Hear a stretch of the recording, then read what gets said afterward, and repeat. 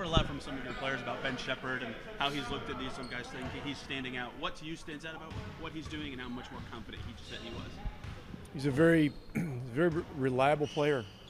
Always goes hard. Always knows his job. Takes the right shots. Probably passes up shots he should take. Goes hard. Takes defense as seriously as offense, and so, he's very mature, and he's always ready. He just talked about watching Aaron and even some other players how they attack closeouts, especially when they get run off the line as shooters. How does that evolution go for a player? What does it take for them to be able to do that better? Is it just study? Is it the game slowing down? How do you see that evolving for him? Well, it's reading the game. It's a year of experience under his belt, and now taking next steps, to develop the ability to read, make plays, and it was just a matter of time that would be the next phase for him. He shot the ball well during the playoffs. Now people will run at him. Now he's got to make the reads when they close out. You talked a little about Fan Jam on media day. Basically, after you've been through a week of practice, what do you want to see tomorrow? Basically, you said you obviously want to be really competitive. What are some of the things you want to get out of tomorrow? Yeah, it's a competitive game. We've had 4 very good days of practice. We need to take those 4 days and make it a 5th really good day, on the court.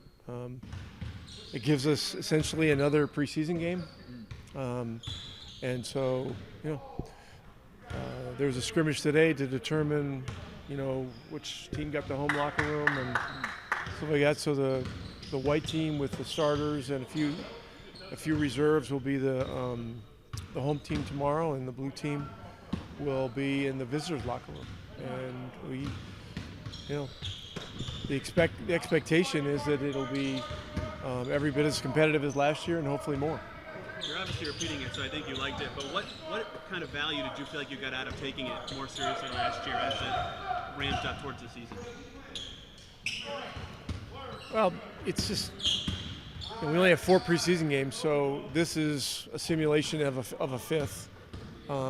Plus our, a lot of our fans that don't have the ability to get to games get in the building for free. So my understanding is that it's a sellout, which is great. Last year we had an amazing environment.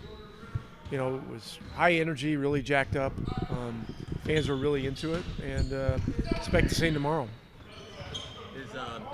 Are Johnny and Isaiah going to be available tomorrow? No. Not tomorrow. James is?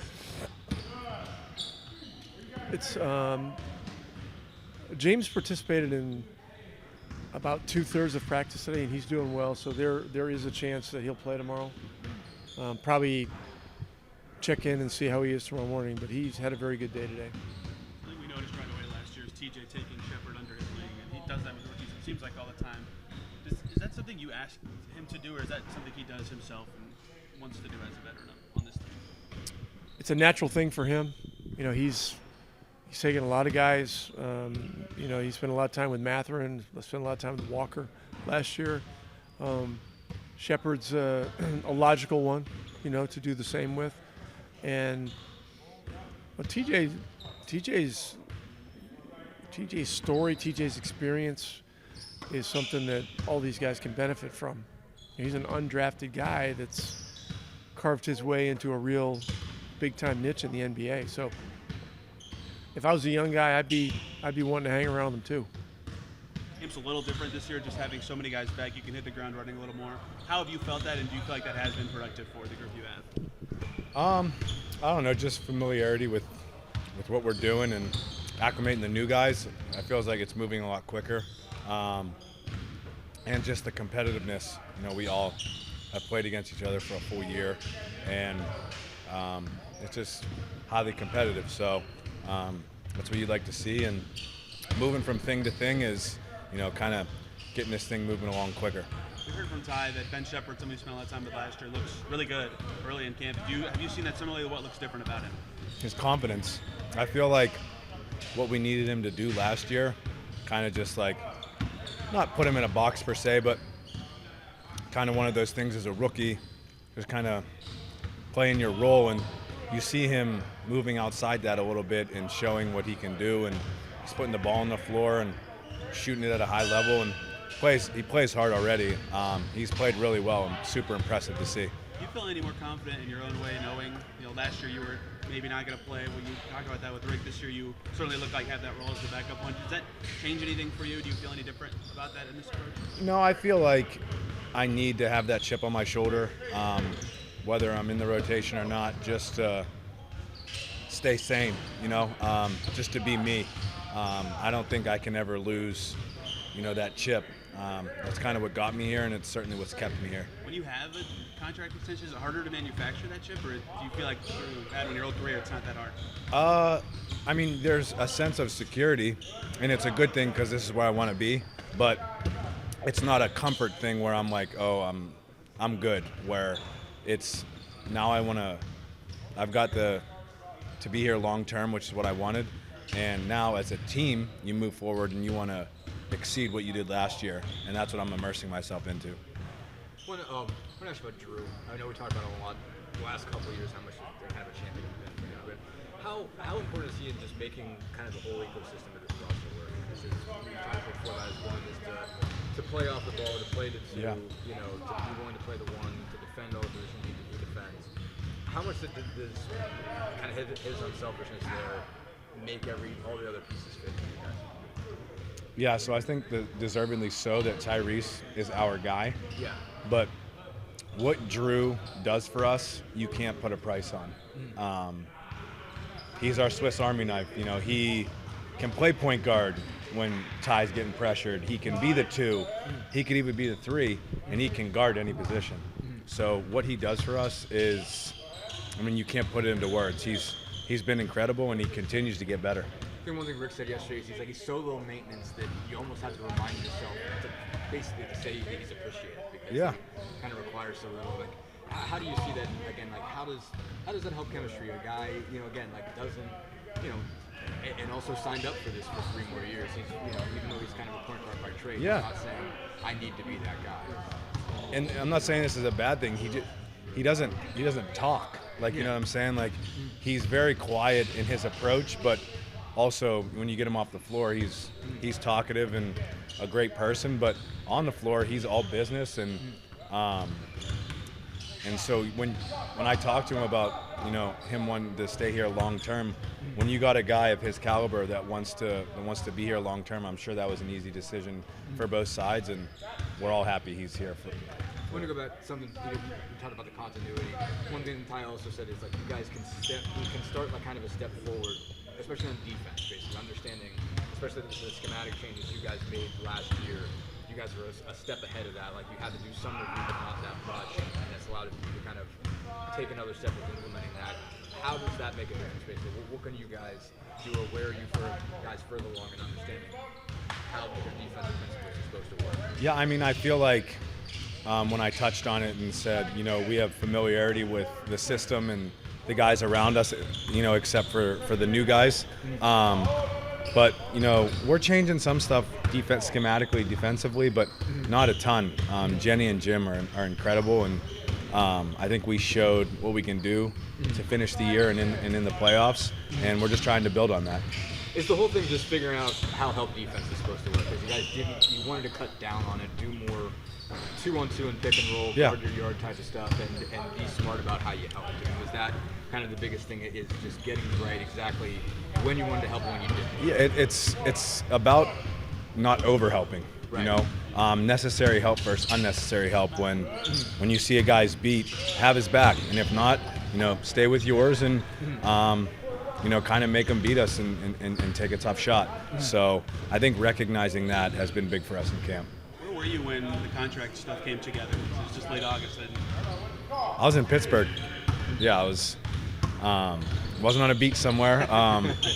Back in the great city of Pittsburgh, and just around my family, and just a special day, really, to feel so loved by a place, but from top to bottom in this organization, from the fans. Me and my family have felt it from day one, so it was such an easy decision to want to be here long term and hopefully for the rest of my career. What's the last one? I can't remember if I asked you this on media day or not, but picking up full court as much as you guys did in the playoffs, how much can you do that over the course of the regular season? How can full court pressure work for you guys again in a regular season opposed to postseason? You know you've got that weapon to get back to the playoffs. I mean, I feel like it's a mentality we have to instill. It can't just be go pick up here, and because we certainly can do that. We have the capabilities to do that. We have the roster to do that, but having that as a mentality, kind of in our back pocket, is something that we need to instill and continue to instill.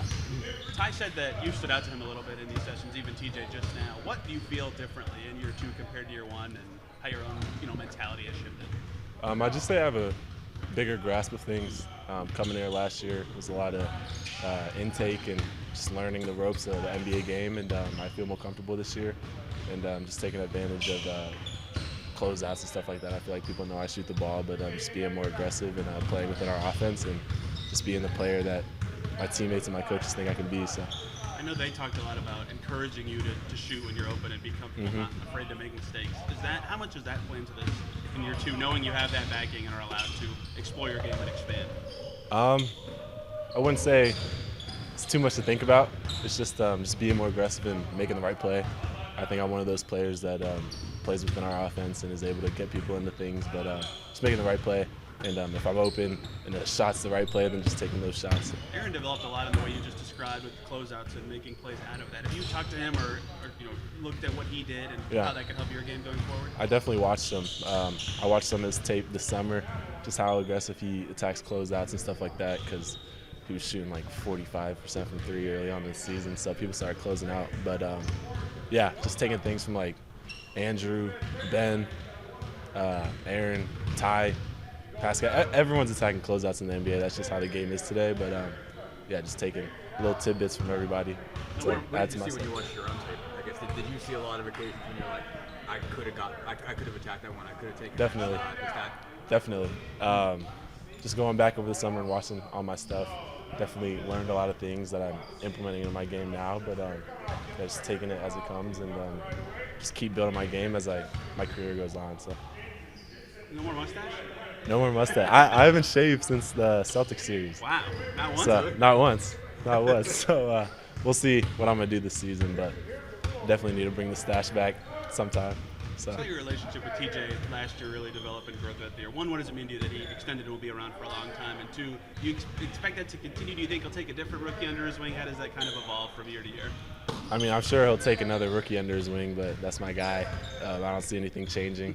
When I got the news, I was so happy for him, just his family and everything he's done for the Pacers organization. So super happy for him, super happy for Drew, Obi, Ty, everyone who got paid this summer. So it's definitely cool. The other guys are talking a lot about how just all of this continuity has allowed you guys to take a step defensively in terms of understanding your schematics, your principles, kind of building off last year versus doing a lot of review and everything. Obviously it's a little bit different because you were a rookie last year. That's the first thing you know. But how much further along as a group do you think you are defensively? How much do you think everybody kind of has a better sense of their roles? Help defense in the whole bit than they did a year ago? I don't think we took a drop off from like what we ended with to what we are now. We have a couple of rookies and a couple of new guys, but for the most part, we're just adding to what we were doing last year, and everyone knows the scheme. Everyone knows what they're supposed to be doing.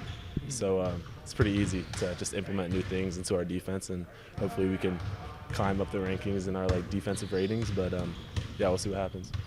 Seeing your draft class buddy Jarrett do well in these one-on-ones, and what does that mean to you to see that and see the growth that he's had from last year? It's been great. Just waiting for his opportunity, and when it comes up, he'll be able to take advantage. He works hard as anyone, and just happy to have a teammate like him. Just continue to push each other, and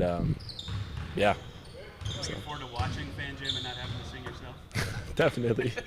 I feel like I wasn't even focused on the game last year. I just focused on singing, but it should be a fun time. Yeah. Shep, actually, to the fans who've never been, if you could describe your experience and your favorite part of Fan Jam. Okay. My experience at Fan Jam, super fun. That was my first time interacting with Pacers fans. And the scrimmage was fun, super competitive, and then we got into some fun stuff like the rookies singing and dancing and stuff like that. But it should be fun.